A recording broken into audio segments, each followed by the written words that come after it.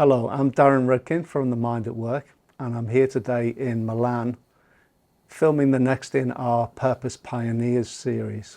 I'm here today with Professor Federico Frattini, who is the Dean of Polimi, the Graduate School of Management here. Federico, hi. Thank you, Darren, for coming in Milan. Thank you. Yeah, well, thanks for having this interview. I'm really interested to have this with you because I know you've done a lot in the world of purpose in the last 5-10 years. So I think the audience will be really interested in how purpose influences the world of management science of a business school. But before we get into that, I think the first thing that people need to know about you is you are actually an academic. I mean, could you say a bit about your academic background?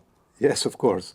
I'm a professor at Politecnico di Milano, where I teach strategy and innovation. And my background has always been in this field. I started my life at Politecnico back in 2008 when I finished my PhD.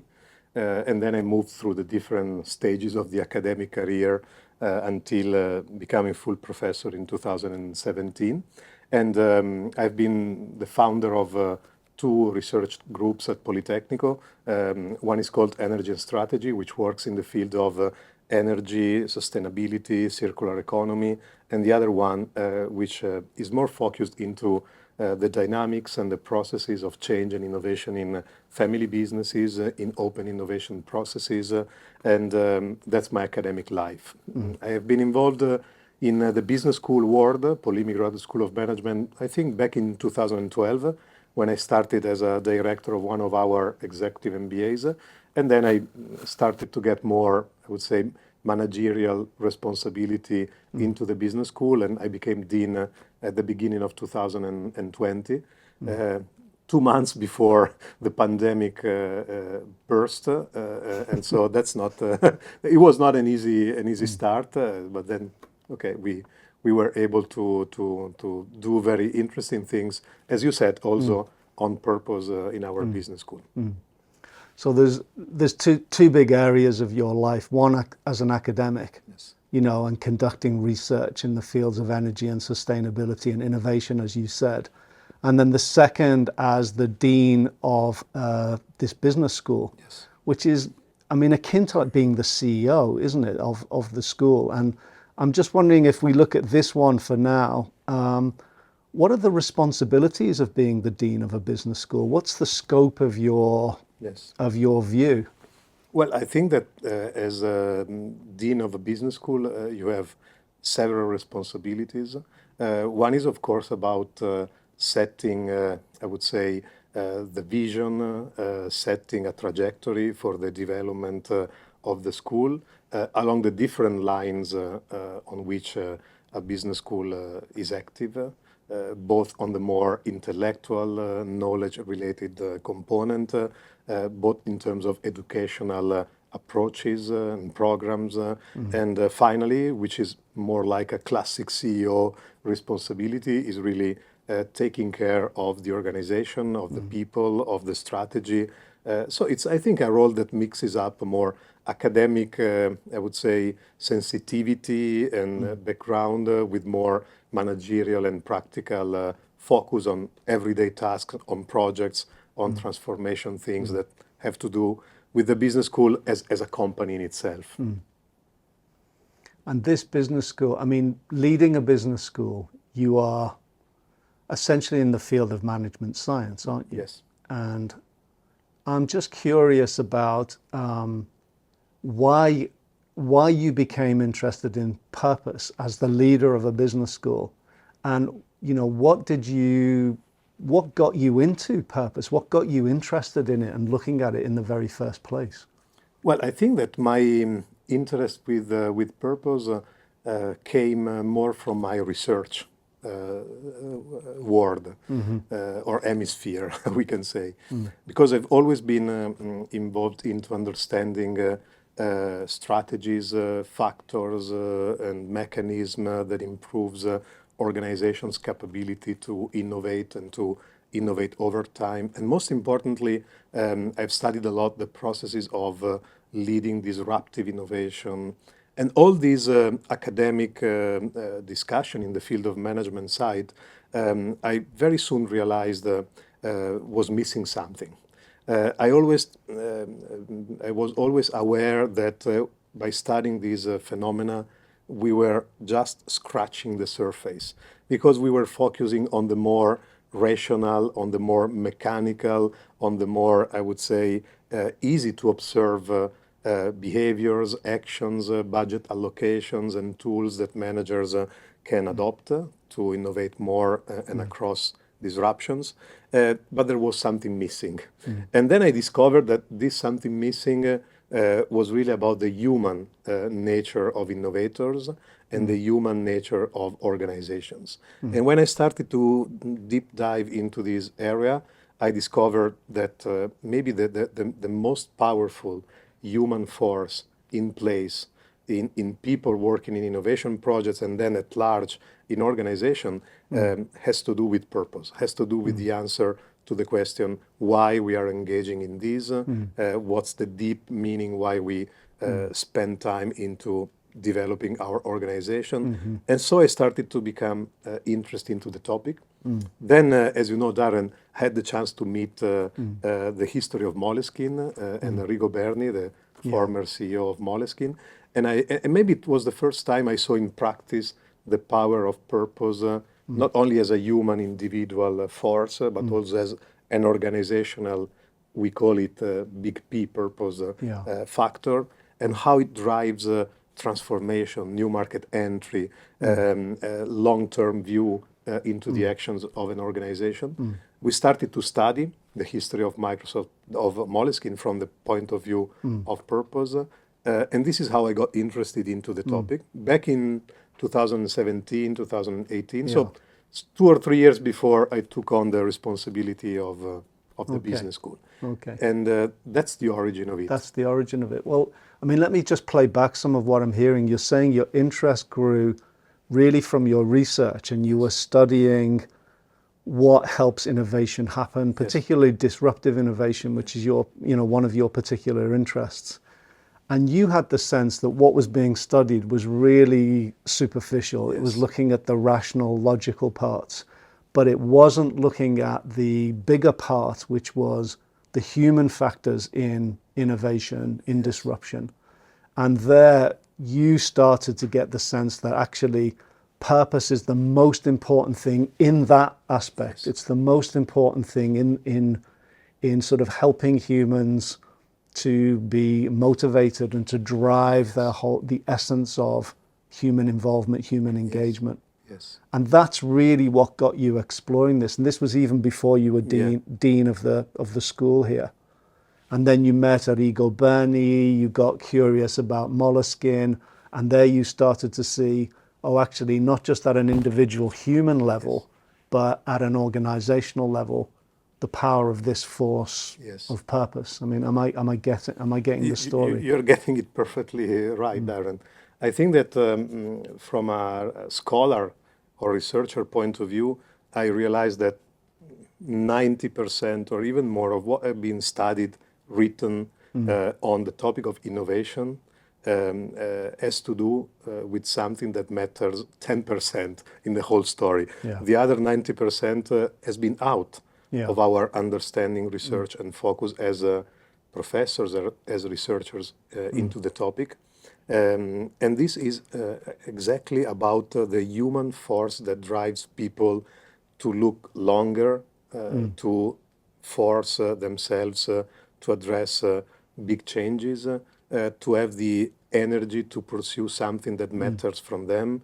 And I realized that it's the force and the strength that comes from the inner side of people that makes organization highly innovative, able to disrupt their market, their context. So I discovered a huge human-related set of factors that have never been studied. That was what was really interesting me at that time. And this is why we also opened up a group of research in our School of Management that is working exactly into these fields. I said before that I'm interested into family businesses because purpose is something that, in my view, is also clearly visible in terms of impacts, in terms of dynamics in these kind of organizations. Sure. This is why we are focusing also on that side. So yes, you're perfectly right. Yeah. That's where my interest into purpose come from. Okay. I was going to ask you a question actually, because I know from my own work in purpose and from working in this field with many leaders and managers that it can be a word that gets bandied about, it gets used a lot, but people can really struggle to define what this is. So I was going to ask you for your own definition, but actually, as I was listening to your answer just there, I think I heard things that, I mean, let me just test it with you. Yes. I heard you defining it as a human force, and something which gives people the energy to look further, I think you said, to look further and to address change and challenge. Yes. And to find that basic core motivation for doing something extraordinary. Yes. I mean, is that your definition of what purpose is? Yes, absolutely. I think it's a human force that, based on my experience, and of course based also on my interaction with my network and many other companies working on purpose, sometimes it's hidden, it's always present, but not, I would say, aware very often in our actions, in our decisions. And the power of purpose comes from discovering it as being in place anytime and directing it towards something that is really meaningful to you and that is really meaningful maybe at a broader level to society, to the environment, to things that are really what people typically care about but don't see usually when they work in companies or innovate, because they're drawn by their, I would say, short-term pressure to deliver more without asking why. So I think it's really something about the human nature of all of us, that purpose is a powerful force, but it becomes even more critical for innovation, for change, when you discover consciously it and when you choose really authentically the purpose you want to go for. Yeah. I mean, you're really immersed in the world here in this school, the world of management science, aren't you? And I heard you earlier on saying the insight for you was that 90% of the research and energy was going into that which was making 10% of the difference. And I'm inferring from that 10% of the energy was going into that which makes 90% of the difference. Yes. And that big difference is for you, I'm hearing very clearly, it's something you're describing as a human force. Yes. A human force that's it's there, it's latent in us, but it needs something to activate it and direct it. I mean, what does it need to activate and direct it? You know, what's your experience of that? I think it's very simple, the answer to this question. Needs awareness and experience.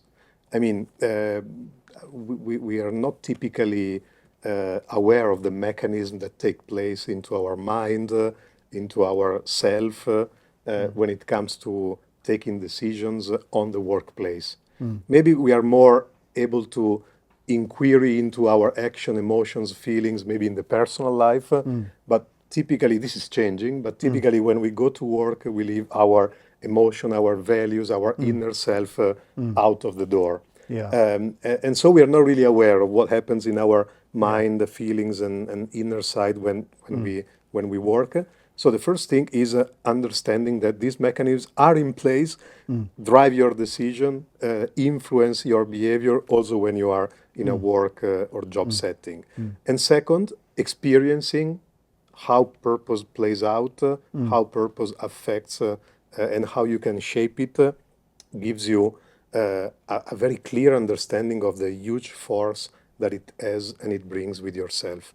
So I think understanding and learning about these mechanisms and then experiencing them is what makes you aware, to be honest, that purpose is maybe in innovation and transformation and change, maybe the single most important factor that makes the difference. Okay.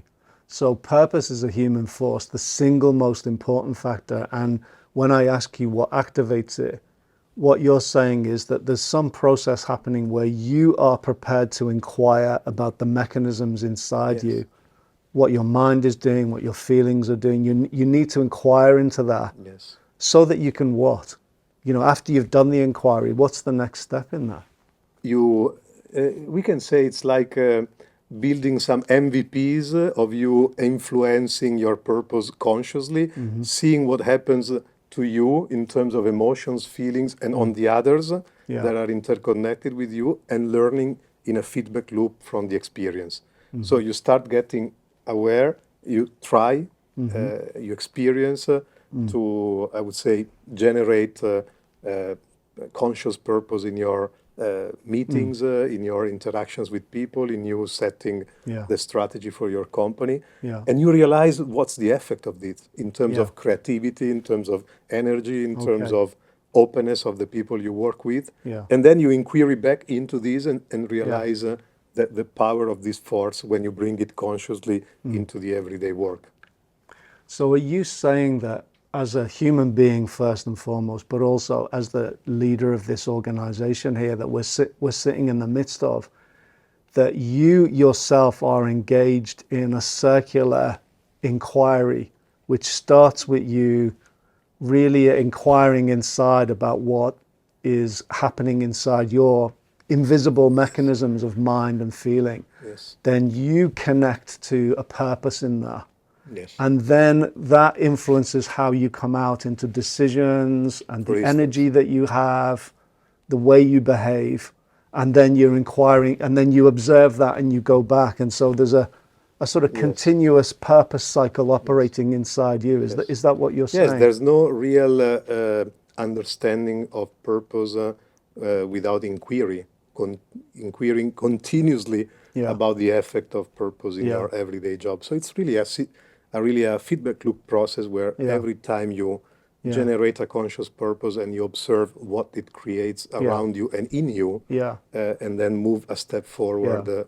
That's the way I understand learning for purpose is about. It's really, I mean, I guess this is part of you being an academic, but I love the way, even in the world of purpose, it's quite an academic approach, isn't it? You do some study, in this case it's self-inquiry, you then choose a purpose, you then bring it out, and then you observe it and notice, I mean, in effect, in a way, gather the data of the experiment. Absolutely. And then, presumably, if you're getting the results out there that you are satisfied with or that are meaningful to you, you carry on. But if it comes back in a way where that's not really working, I'm imagining then you're changing your approach, you're even possibly changing your purpose. Sometimes you think you have generated an expansive purpose for some interactions with people, but things don't go as you expected or as you dreamed of, in terms of, of openness of the other people, of richness of the ideas that are created. And so inquiring back into what didn't work in this dynamic is a way to improve your ability to work with and through purpose into organizations. So I think it's absolutely a scientific approach or academic approach into learning to work with purpose. It's scientific and academic, and yet at the same time it's very experiential, isn't it? It's really in the experience, and you're observing the outcomes that you get here and then bringing it back into your own personal laboratory of inquiry.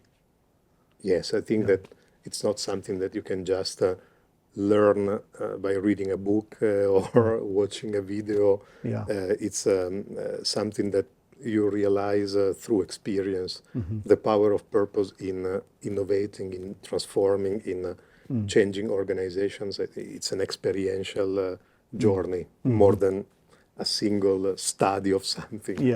It's not just something you can read and then you've got it. It's something... it doesn't happen conceptually or cognitively. It happens experientially.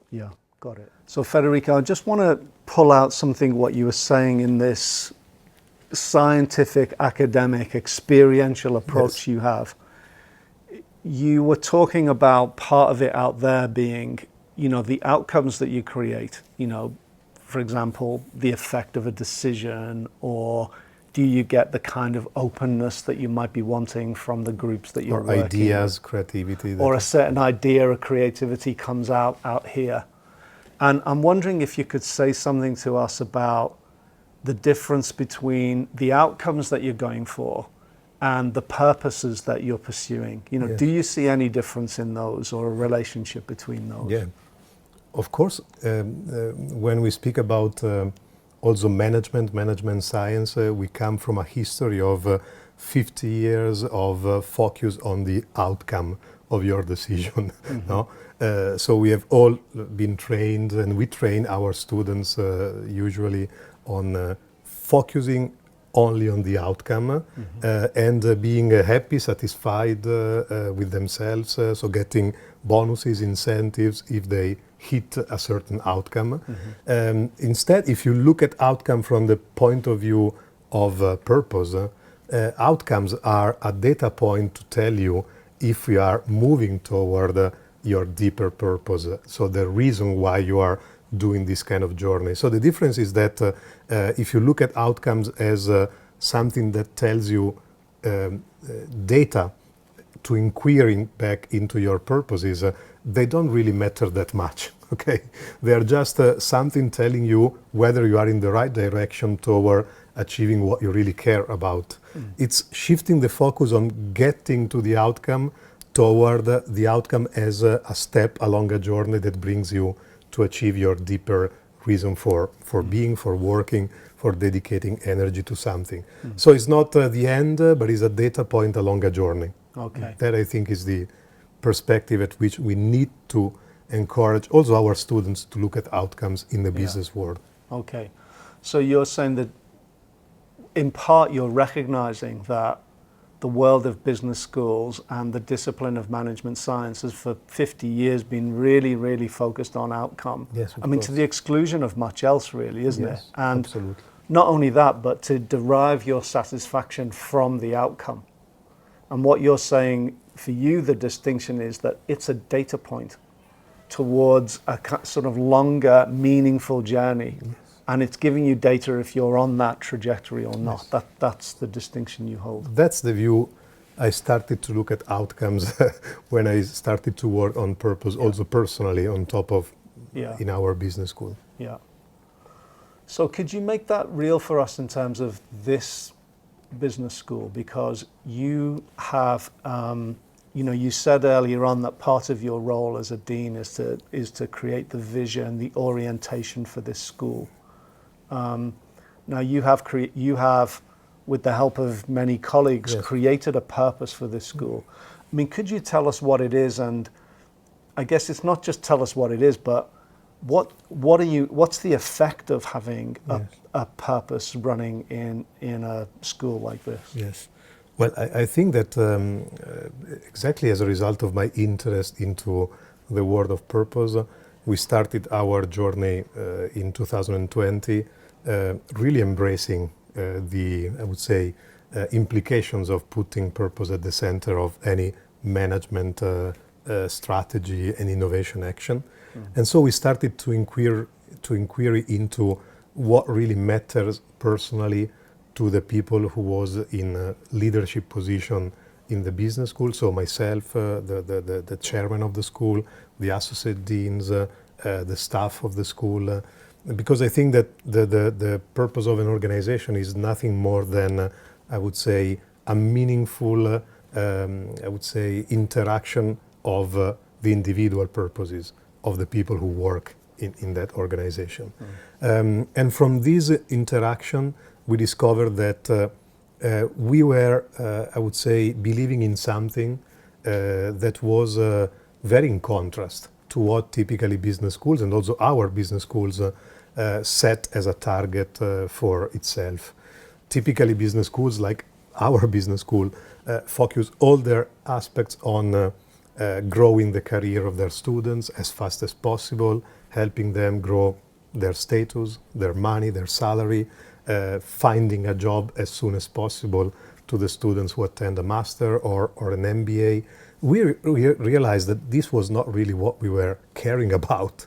We were caring about developing people in their consciousness, in their awareness of what matters to them, and in building a career that helps them realize what they're really, how can I say, interested in as people. Okay, and so we realized that unleashing this power and this awareness in our students was maybe one of the most important responsibility for a business school that through this mechanism, I think, can really have an impact on the world, on society. Because I think that you can tell everything about sustainability, impact, anything to students, but your responsibility is really to make them aware of what they matter, what deeper into their insight motivates them. And you will discover, and this is what we discover, that it has a lot to do with having a positive impact on the world. So our purpose as an organization that came out as a, I would say, interconnections and shaping of the purposes of each of the people involved in this journey was to, and is to, nurture innovators to shape a better future for all. So really cultivating the inner human personal dimension of our students to make them aware of what they really care about, and through this awareness journey transform them into more responsible leaders and managers. And it's crazy to see the, I would say, energy, the commitment, also the happiness that becoming aware that this was the deep responsibility that we set for ourselves, all this created, to be honest. We were all on a mission to something that was bigger than simply finding a job for our students or, I don't know, improving their salary or their career prospects. But this was something that happened through the interconnections of the big P purpose of the business school and the individual purpose of each of those who were involved in its life. Yeah. I mean, I just want to say that from my perspective, what you're talking about is really a very dramatic shift in what a business school exists for, isn't it? I mean, you said for many years, including this school and many other schools, the real active purpose is to help the people come for themselves. Yes. You know, help their careers, help their money. In fact, that's how MBAs get judged, yes, isn't it? The rankings and all the systems that, I mean, value business school. The rankings of the schools are very individualistic, aren't Absolutely. they? Like how much extra will I earn, me, myself, as a result of taking this MBA? And what you're saying is you actually, and I think you said a lot about how you create a purpose, the sort of collectivization of of what matters, of what's meaningful to the people responsible for shaping and leading this organization.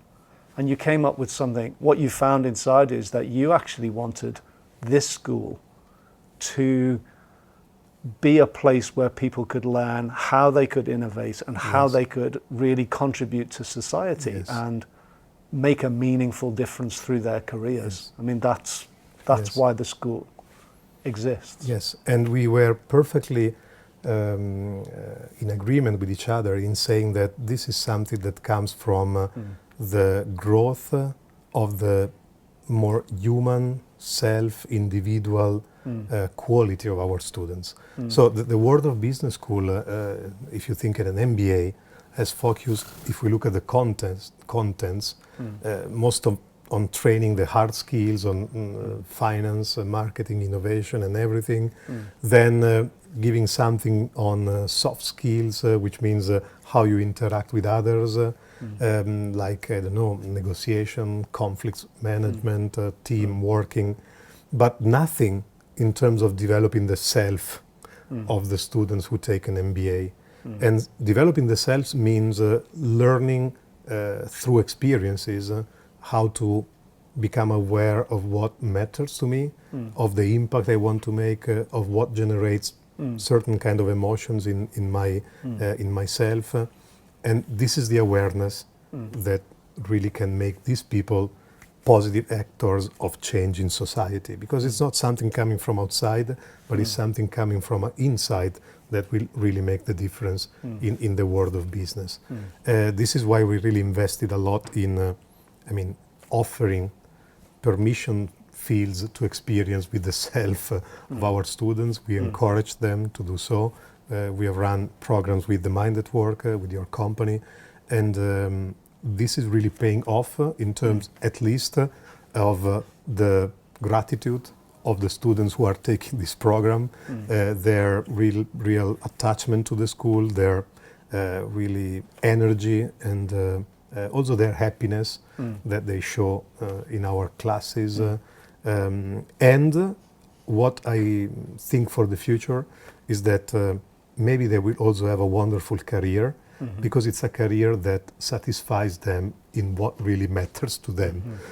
Because I think it's a world where companies, recruiters, HR will be increasingly looking at people with such depth, with such understanding of their inner self. So I'm sure they will find a very satisfactory way for themselves in the job market. I mean, one of the things that really stands out for me in what you're saying is we often talk about connecting to a purpose that's more expansive or even higher.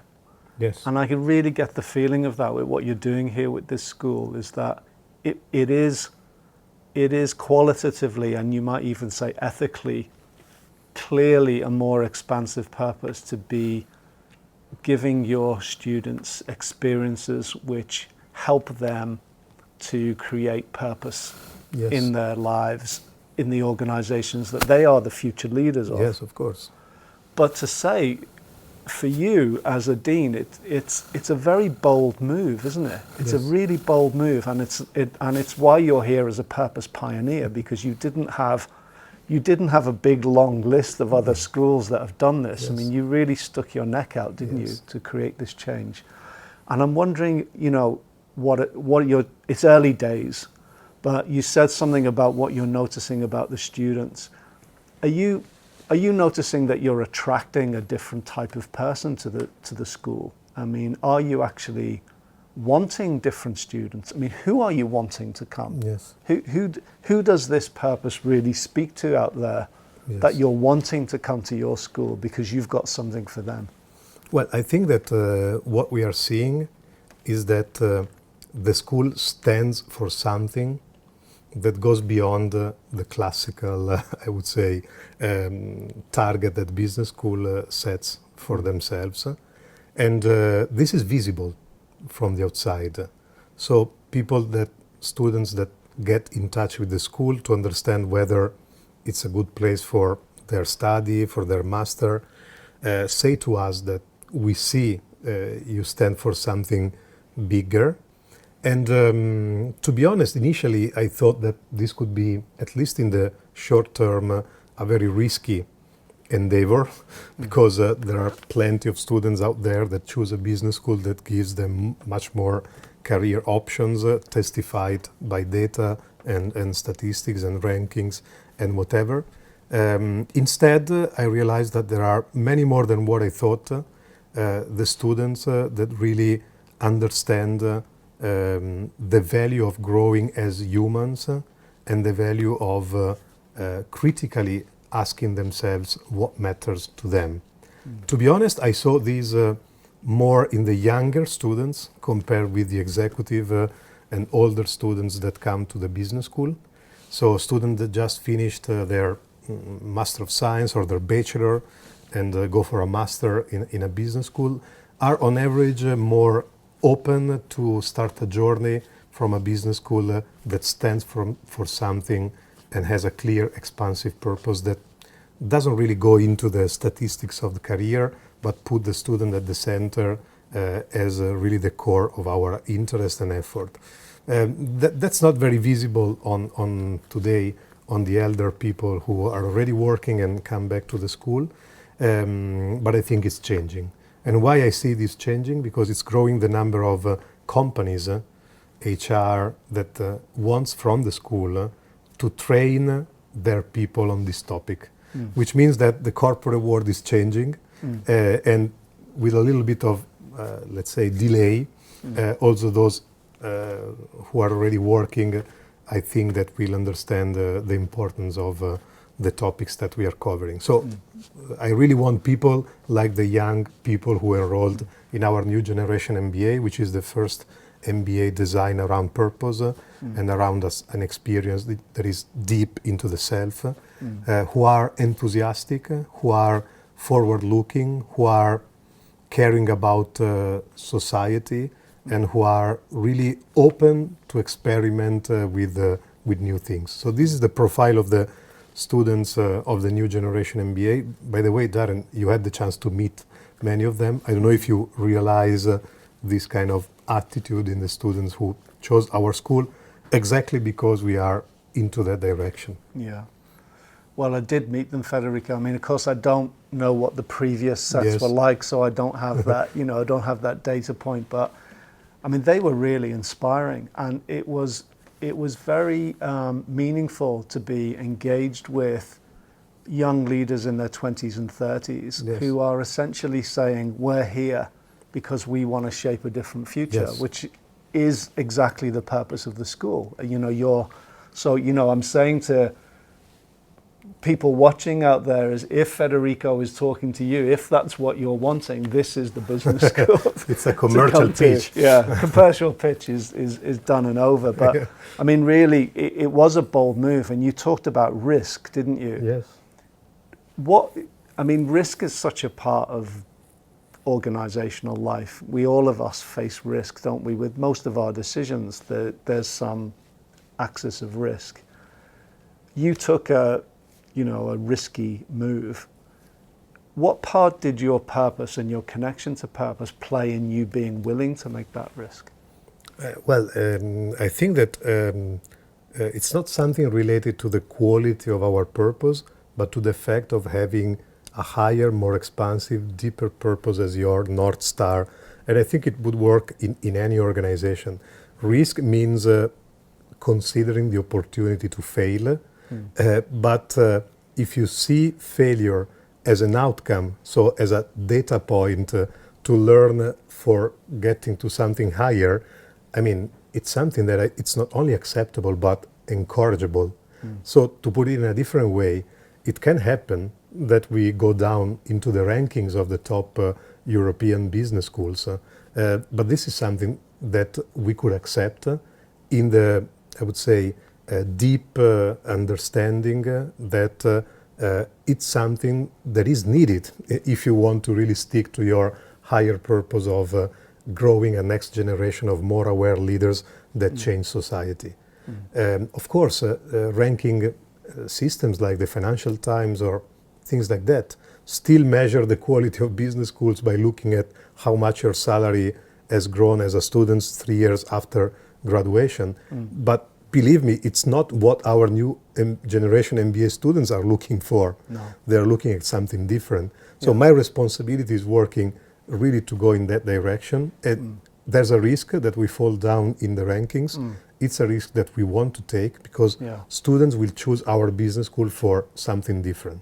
And I'm pretty sure that in the medium to long term, the number of students who choose our business school, and then over time, also the rankings will go in the direction that will pay off to the school, not only in terms of, I would say, achievement of our higher purpose, but also in terms of numbers.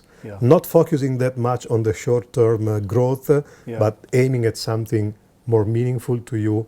I'm pretty sure that in the medium to long term will pay off also in terms of growth measured as an outcome. Yeah. I mean, there's something very nuanced in what you're saying there about the relationship between purpose, risk, outcomes, ultimate trajectory. And, what I'm hearing you saying is, I mean, first of all, a very elegant definition of what risk is sort of conscious consideration of the possibility of failure. But I think what I heard you saying was, if you don't get when you are connected to a wider purpose, it encourages you to not be so attached to a particular outcome, which you choose to see as a data point. Yes. And then because you're connected to this wider purpose, you're consciously willing to risk something. Absolutely. Because in a way you would say your higher purpose is not the ranking. Absolutely. It's not that outcome. No. It's actually in making offerings for these young people to be able to lead purposeful lives. And to go back to the innovation research that we started from, that's exactly what really matters in disruptive innovation. So very often big companies do not really engage in disruptive innovation ideas, fear of losing their status, fear of not reaching the target of the next quarterly earnings or whatever, and so they don't engage in that kind of innovation. They are more radical, more distant, but are those steps that really in the long term can allow you to achieve something bigger. And I discovered that all the big disruptors are those that are animated and connected by a higher purpose, a deeper purpose, which makes the risk of doing disruptive innovation perfectly reasonable because it's something bigger what you're aiming at. It's something that we are trying to do in our school, but it's one of the things that I discovered studying disruptive innovations in the world of business. I mean, your background in disruptive innovation, I mean, my background in sort of the world of purpose. I mean, in a way, they really collide here, don't they? Because one of the things we speak about a lot in that experience loop you described of being purposeful is the difference in your state as a human being. And if you were going to make that really simple, it's whether you're operating from purposes which are really coming from fear of losing status, fear of missing out, fear of not getting the outcome, fear of what that will mean for your career. I mean, that's a whole state, it's a whole track of energy. And what you're saying is actually, if you're connected to a purpose that's longer term and expansive, you're much less likely to be caught in that lower fearful state. Yes, that's perfectly true. And this is what I called before the human mechanism that underline successful innovation. So it's exactly this kind of trade-offs between focusing on what you have and on your visible growth as a target, which creates the fear of losing it, or consciously expanding the purpose that you have, which makes you see these things less relevant because it's not what really matter. That's, I think, the human mechanism underlying successful big companies that really lead disruption and reinvent themselves across their life cycle. I mean, it's quite something for a business school, you know, with management science above the door. I mean, what you're saying as the dean is, you know, the human factor that makes the most difference is your capacity to inquire inside and manage your state. You know, so actually what I'm hearing you say is state is the real difference between success and limitation. If we want to go to a single aspect that matters is really the state in which you are and the purposes that your state allows you to generate. If they're more restrictive or if they're more expansive, we really make a difference and makes a difference. There are a lot of evidence now that makes a difference from taking the top decisions of your strategy toward the more operating decision of your everyday job as a leader or as a manager, until interconnecting with others, leading a meeting or interacting with your peers. And the awareness that you can influence with your mind the state you are is one of the most important, I think, insights that we need to teach and to experience or to live the opportunity to experience to our students. I mean, you do, as an academic, you do have this way of making something that can be quite complicated, quite simple to get. But I really see that chain. I mean, it goes back, we have different states inside us, which, as you say, either support limited purposes or expansive purposes, which then move out into the type of strategies and decisions that you can make, the type of innovation that you can do, you know, in your world. So there's quite a I mean, in a way, is a linear chain, isn't it? It's much more complicated than this, but sure, I recognize the pattern. Yeah. Okay. So, yes. Federico, I'd like to go more into talking about your experience of building a purposeful organization here at the school. I mean, you spoke earlier on about this interaction amongst the leaders of really tuning into what mattered to you as a group of people. You know, it's a very human process, which I think is quite instructive about how to make what you call the big P purpose for the organization. But I know you didn't stop there. You know, there's really been a lot of effort gone into the whole of the school in creating a culture of purposefulness, which is more small p, you know, what's my individual purpose. So I'd like to hear what your experience was of, you know, how do you, it's one thing to make a purpose for a large organization, but how do you engage people with it? How do you encourage people to be living purposefully in their individual elements? And, you know, what do you see as the relationship between those elements as a leader? I think it's one of the biggest challenges to really create purposeful organizations, because from the work of the leadership team, you can go deeper into each individual's emotions, beliefs, and draw from it a common ground which represents the big P purpose of the organization. But if you stop there, it's just a sentence written on a paper or on the wall. This is maybe the relatively easier part of building really purposeful organization. What comes later is, how can we say, really having this purpose going into all the angle of the organization. But again, it's something that, in my view, is built on the two stages that we spoke about before, understanding and experiencing. And these are the two stages through which, based on my view and my experience, you can change a culture and make it really, for the whole organization, supportive to your big P purpose.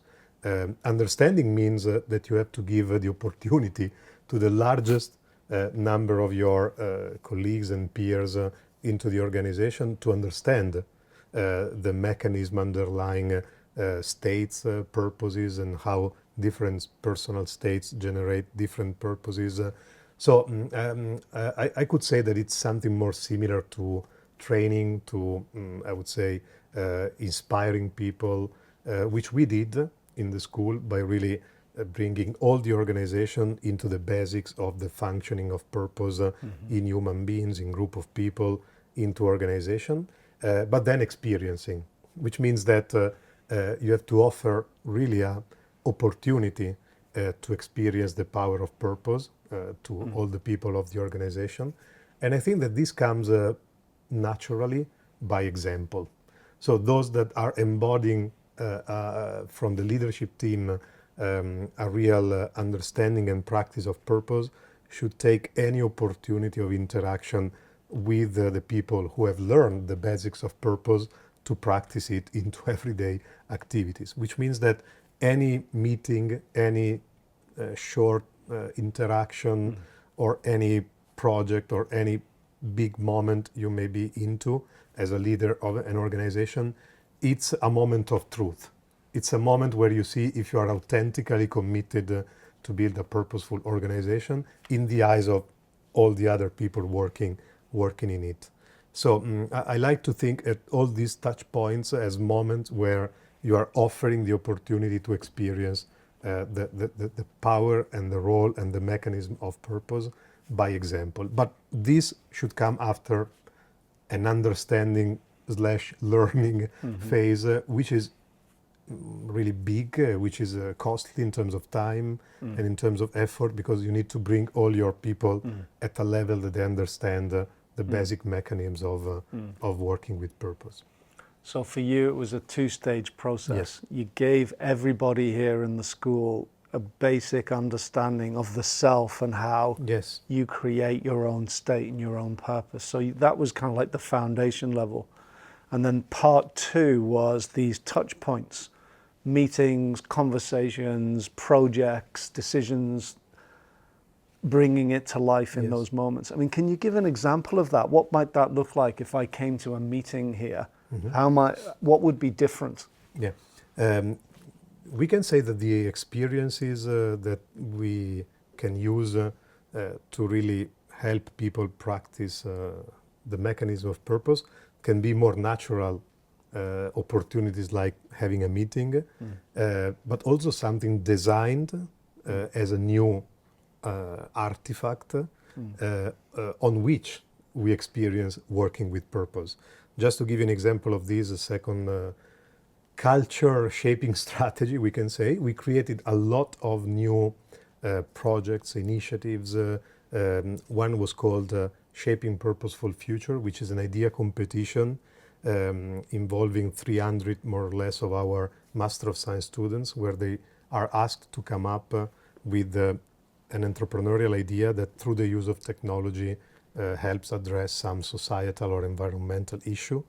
And all the process that led to the event, so from the design to then the preparation and everything linked with this big conference, because it was one day workshop open to our students, was really created as a way to practice working with purpose. So in a deliberate way.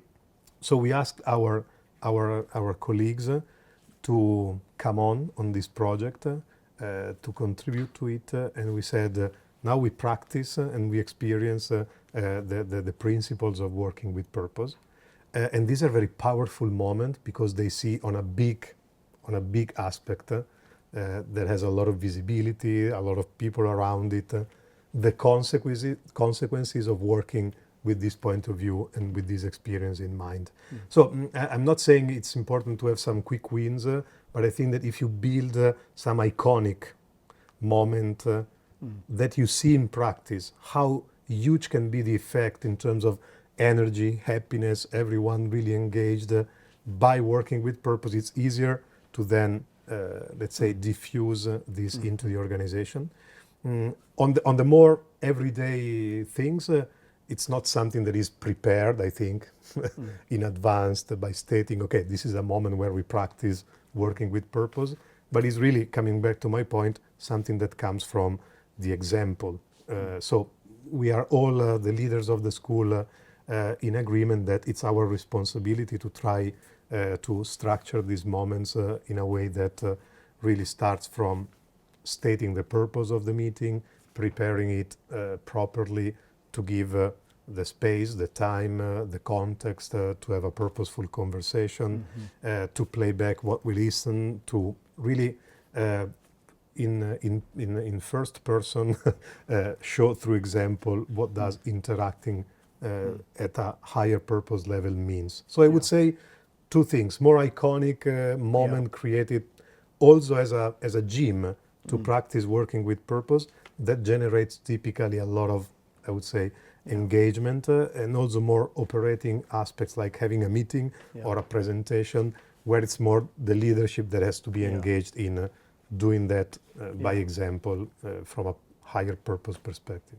So you're employing here classic change theory, aren't you, in terms of iconic things, in this case, you know, really involving students in competition, so big iconic, and then more everyday, bringing that conscious awareness in to orientate people towards the purpose of something, not just the outcome, not just the automatic task, but actually elevating the moment. Yes. I mean, that's what you're doing here, isn't it? And sometimes, I imagine, you don't. Yeah, of course. Because you're human beings. Yes. And sometimes you do. It's easier to work on more iconic moments because they, I would say, collect all your energy into something that is not everyday job. Yeah. On the more everyday activities where we would like really to practice them and live them from a higher purpose perspective, sometimes you slips away from your,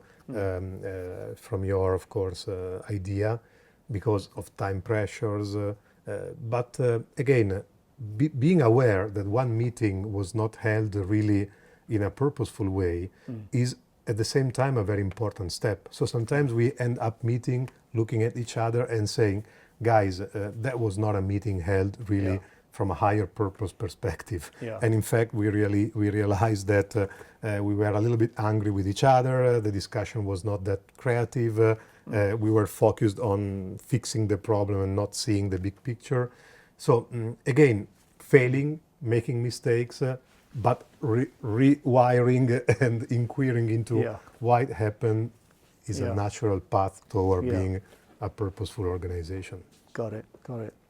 I mean, there's a tendency with interviews like this to make the journey towards a purposeful organization sound really quite smooth, isn't it? And I know it's not like that. No. I mean, could you share for the audience some of your, what you would say are the kind of challenges or mistakes or difficulties or struggles that you've experienced in this process that, you know, it kind of might be informative to those here who are thinking, okay, I'm wanting to be a pioneer. I'm wanting to try this out. No, that's a very core and key question, I think.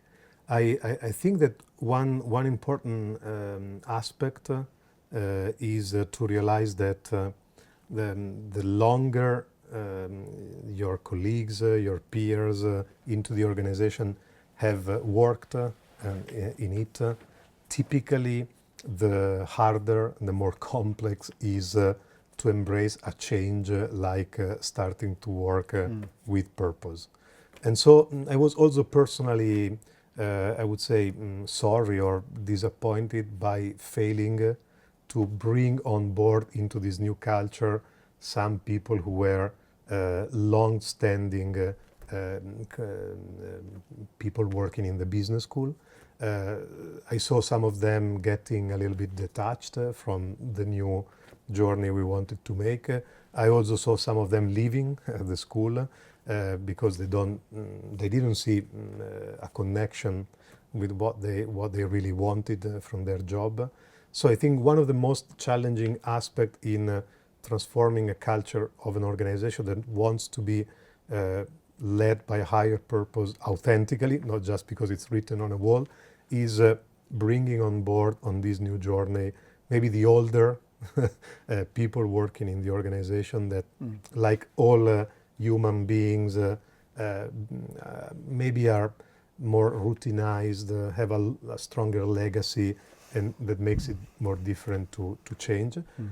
Whereas it is much easier to bring on board, this is my experience at least in the school, new hires or new colleagues entering the school relatively more recently, who are, I would say, more open to embrace a new set of values, a new ways of working. So that's one big challenge. The second is a more classical challenge of working with purpose.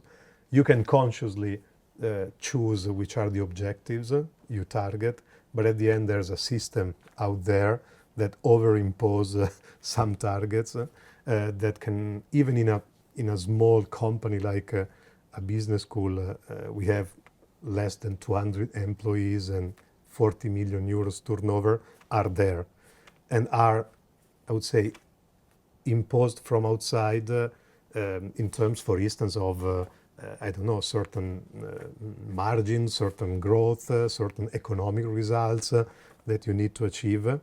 And this sometimes clashes with the idea of pursuing a strategy or a transformation that is in the service of something bigger, but is not the way you maximize your results in the short term. Or rankings, in our example, is another clear instance of this trade-off. But again, it's easier to put everything into a perspective if you have a higher purpose.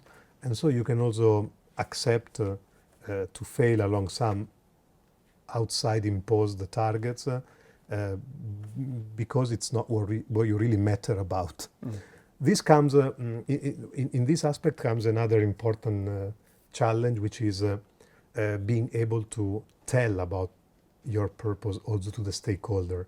It's not easy to your board of directors, to your external stakeholder, to rankings institutions, association of business schools, to have a narrative that explains what it takes to become a purposeful business school. So I would put it as another key leadership quality, building narratives and storytelling to bring also the external stakeholders that put some constraints on you on board in this transformation. So I would say that these are the three hurdles that you need to face.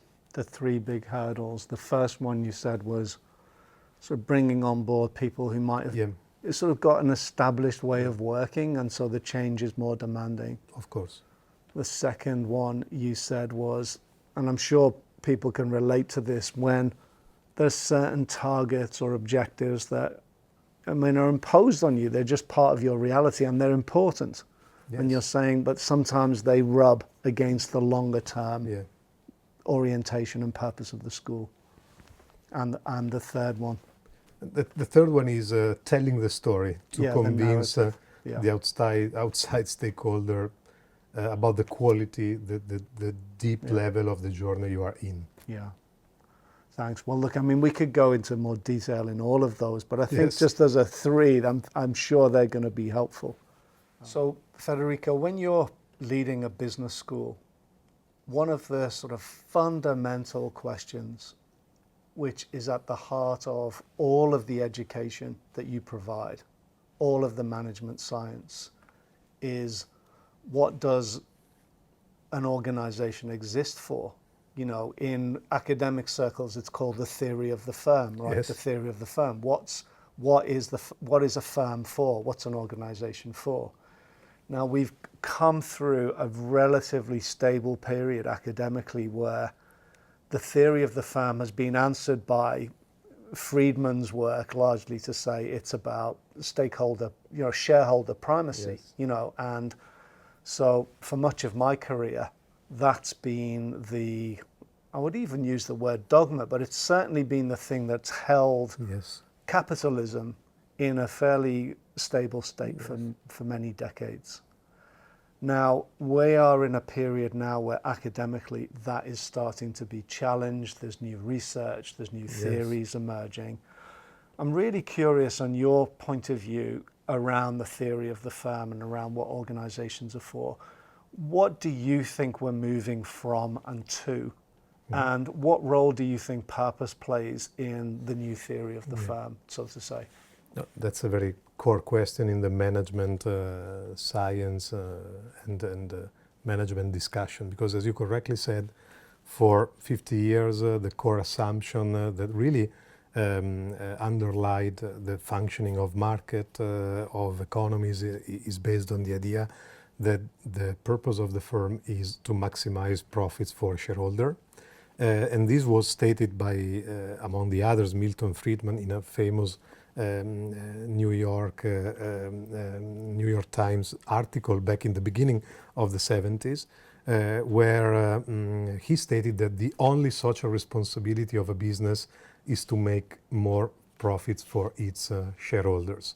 And based on Friedman's view, that was perfectly consistent with the goal of improving, growing society, taking care of the environment, because the context was such that this idea of private businesses focusing on maximizing profits and government taking taxes out of their income to invest into welfare state and improving and tackling the social challenges could work. Now the context has changed very deeply, and we have all under our eyes the negative consequences of the idea that private businesses exist only to maximize their profit for shareholders.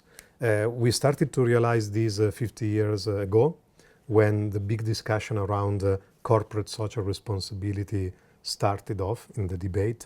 And I think in the last 10 years, we have done a lot through CSR, B-Corp certification, GRI reporting, to make managers and leaders aware of the potentially negative externalities that searching for higher purposes as the only reason for being, searching for higher profits as the only reason for being for a business could create.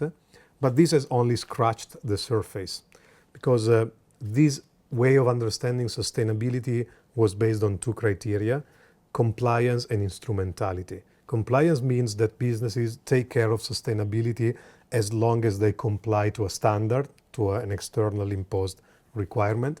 And instrumentality means that businesses take care of the environment and of society as long as it improves its higher reason for being, that is making more profit.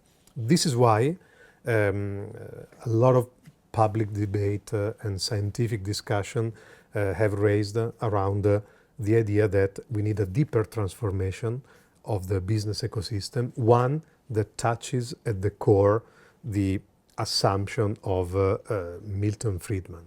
So we want to question the idea that businesses exist for the only reason of making a higher economic value for their shareholder. And instead, we are asking ourselves why businesses should not embrace higher, more expansive, more outward-looking purposes for their activities. Why? Because for several different reasons, this is something that is highly needed.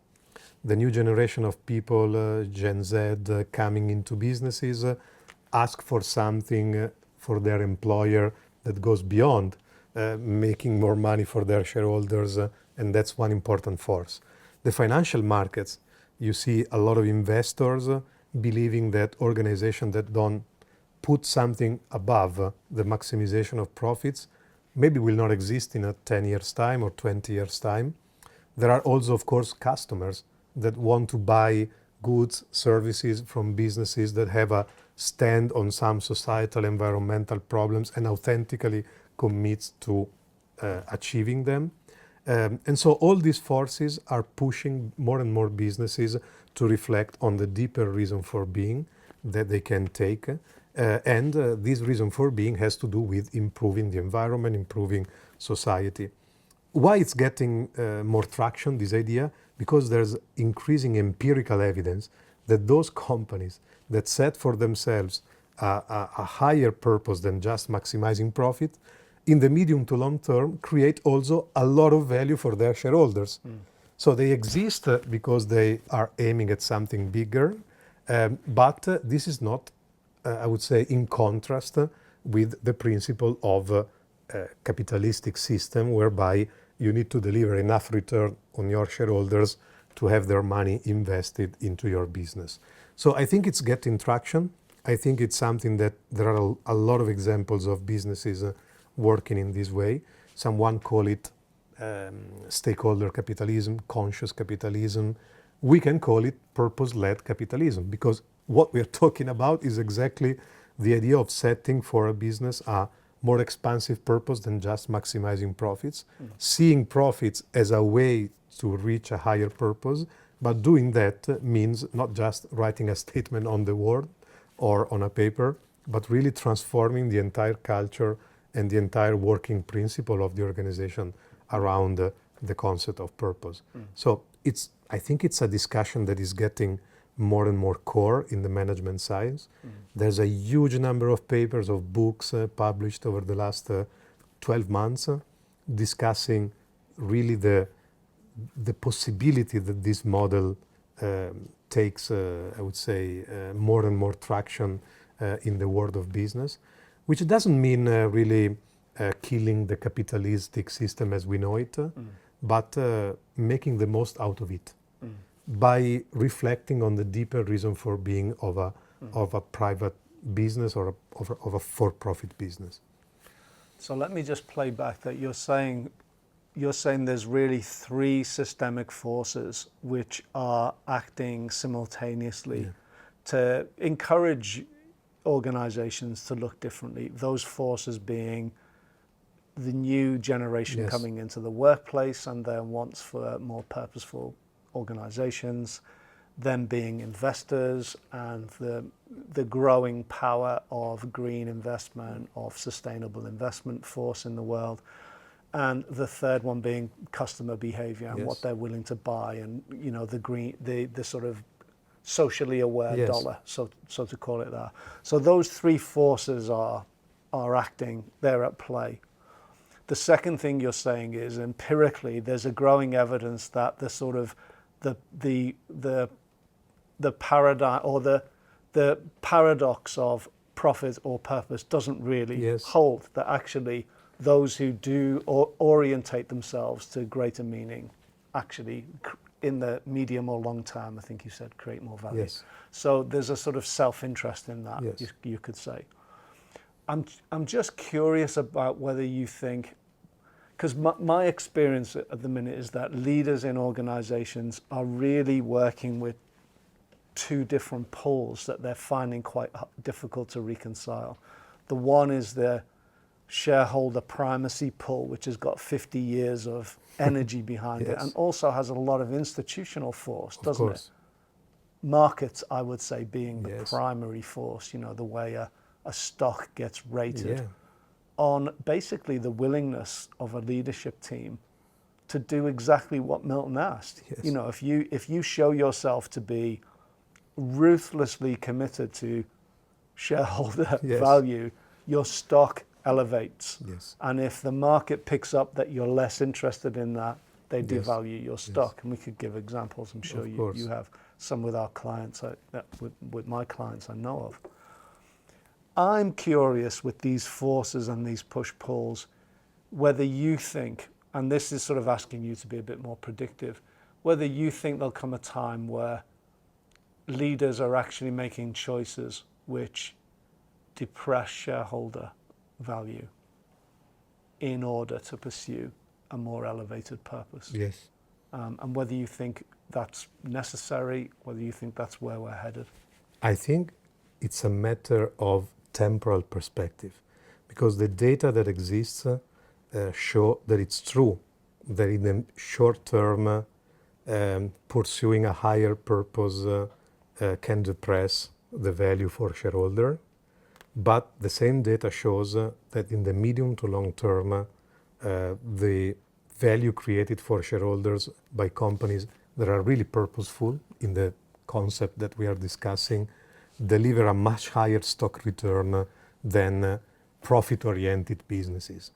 And this is why also long-term big investment funds like pension funds or BlackRock are saying we are investing already today in businesses that have a deep purpose, because in 10, 15 years' time, they will be outperforming those that look at the next quarter results of the short-term value of their stock.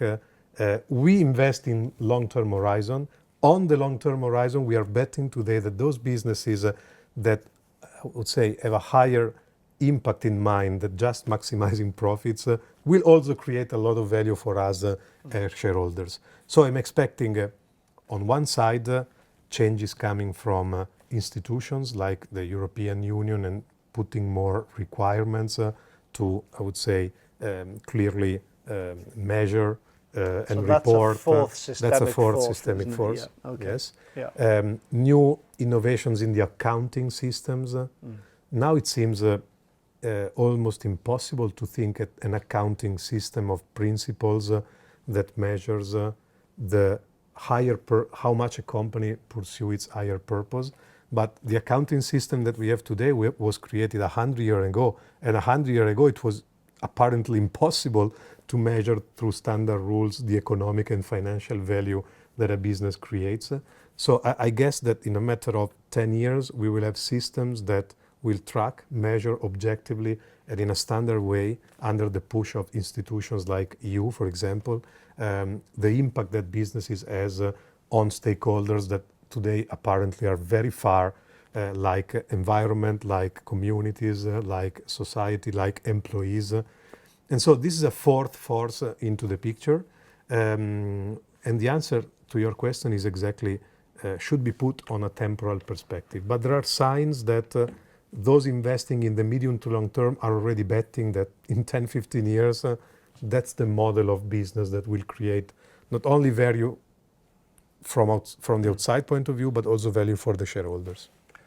I mean, if I was summarizing that, Federico, I'd be saying what you're predicting is some multi-stakeholder model, Yes. which manages through these different systemic forces, including you're adding the regulatory force from big institutions like Europe. And it's quite clear, isn't it, that Europe is leading the way in multi-stakeholder management science. So I think it's the pioneer in this field. But you're seeing a way in which that can create a new form of capitalism, which actually manages to marry these forces with shareholder value creation. I'm curious about what you're seeing are the implications for that for leaders, for leadership, because that multi-stakeholder leadership and you mentioned different innovations. Who'd have thought that we would be relying on accountancy innovation as a key enabler of a new capitalism? But here it is. Yes. What do you think are the implications for the skill sets and the perspectives of multi-stakeholder leaders that are different from shareholder primacy leaders? Well, I think that the big change is from a leadership that is directly toward outcomes to a system of leadership that is directed toward meaning and toward humans as a principle. Because at the end, you cannot run a business that is in search of a higher purpose, bring all the stakeholders at the same table, interconnect their interest into a synthesis that you can really, how can I say, make your reason for being if your leadership model is really an outcome-oriented leadership model.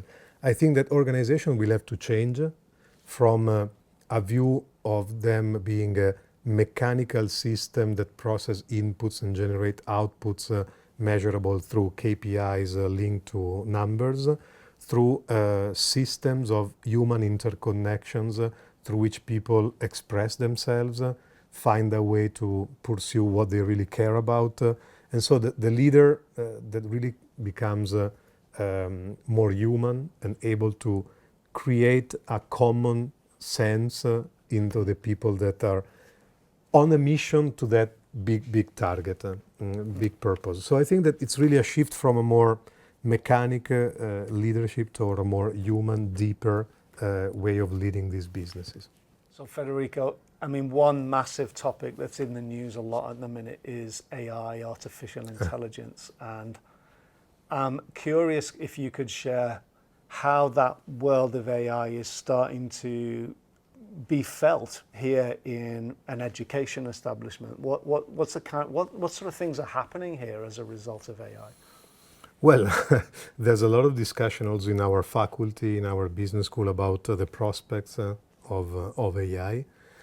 For sure, we all agree that it's a technology with a huge potential for disrupting many established businesses, processes, entire industries, and that's for sure something that we can also anticipate and see in advance. Compared with other big technological disruptions in the past, this technology is much more easy to access, much more open to anyone, much less costly to adopt and to use, which makes potentially AI a huge benefit for any business, for any of us, and for humanity at large, but at the same time, potentially with negative consequences. And all of these is affected by the reasons why we use AI, the purposes that we attach with the means that AI gives us access to.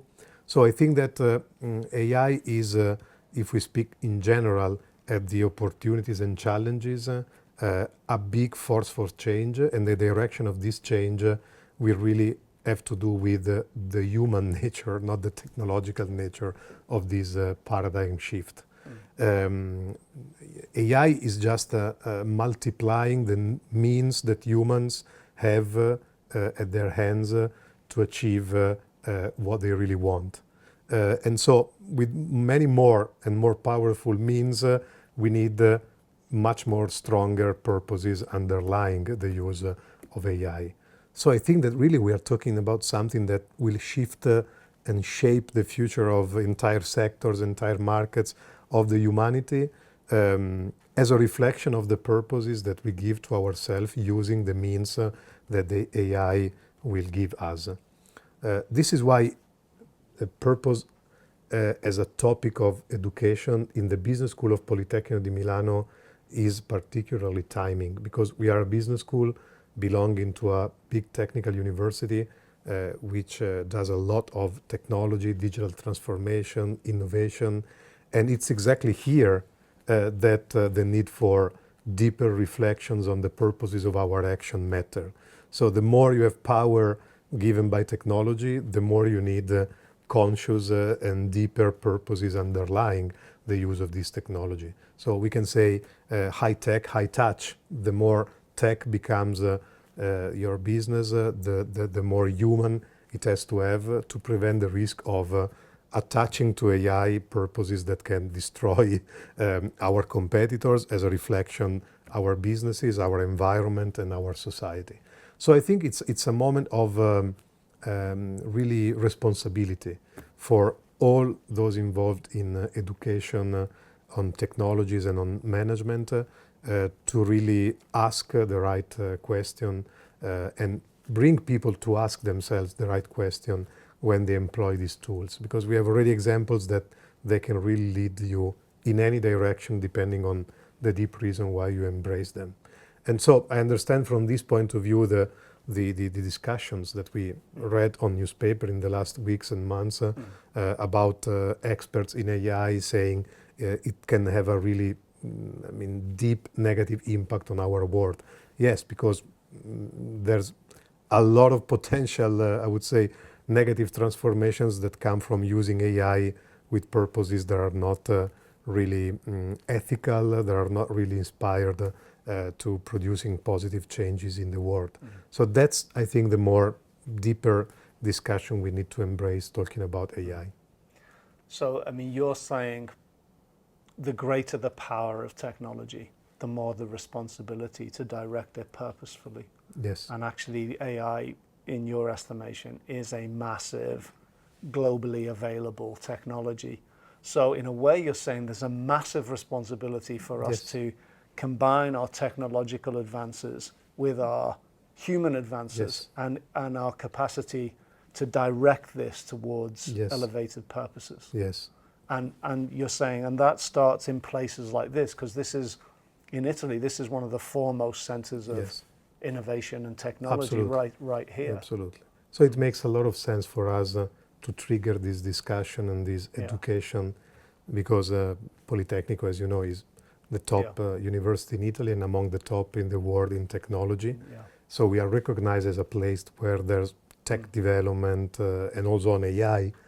We have professors and research teams really at the forefront of the developments of this technology. We, as a business school of Politecnico, feel the responsibility to really trigger this discussion where, as you exactly said, Darren, with the great power that AI offers to all of us at low cost, in an accessible way, more responsibility has to come. So all what we said before about our purpose of nurturing, I would say, the consciousness of our students becomes really at the core of this conversation. I'm curious as well about what AI will mean for the world of knowledge. Look, we're sitting here in this place. This is really an artifact of knowledge transfer, isn't it? Yes. A professor stands over there and they stand there because they have more knowledge. Yes. People sit here in rows to receive knowledge. Yes. Human beings are at the top of the knowledge tree, and those who have the most knowledge, which is why they come to business schools and universities, tend to be the ones who are at the top of the social and economic pyramid in our society. So knowledge has been that way. Now we create something with AI where for the first time human beings are no longer at the top of the knowledge tree. We're creating something with more knowledge than us. Yes. And in fact, you just need to be able to navigate the internet to claim any piece of knowledge. So what's this going to do how's this going to transform the way we approach knowledge? And you might say, what's the purpose of knowledge in an AI world? Yes. Well, that's a very deep question that goes at the heart of the future of education institutions, of faculty, of professors.